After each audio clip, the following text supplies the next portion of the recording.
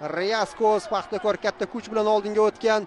Ryaskos yuqoridan pas, zarba, Bubaniya! Qahramon bo'lishi mumkin bo'lgan Vladimir Bubaniya hozir avtogol muallifiga aylanyapti.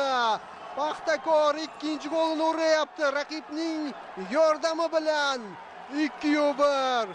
Paxtakor juda og'ir uchrashuvda. Endi bu menimcha g'alaba.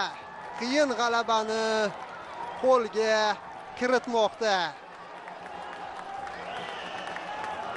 Takroran tomosha qilamiz. Ryaskos to'pni qabul qildi. O'ng qanotga hujumni ko'chirdi.